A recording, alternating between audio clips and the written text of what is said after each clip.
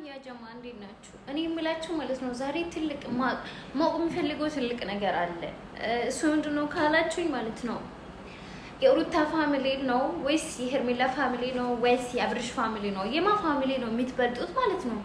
የኔ ሰብስክራይብ ውስጥ ላይ የማ ፋሚሊ እንደምትበልጡት ማወቅ ስለሚፈልግ ኮሜንት ላይ የሩታ ከሆናችሁ ሩታ ጀግና፣ የሄርሜላ ከሆናችሁ ሄርሜላ ብላችሁ እንድትጻፉ ፈልጋለሁ። የማ ፋሚሊ እንደሚበልጥ ዛሬ መለየት ይፈልጋሉ። ምክንያቱም ማለት ነው ሊገለበጥ እስኪ የማ ፋሚሊ እንደሚበልጥ በኮሜንት አሳውቁኝ። ከዛ በኋላ ህይወት ይቀጥላል ወደዛ። እኔ ደግሞ መቼም ማልቀጥለው ነገር አለ ግን አልቀየርም ግን ቢሆንም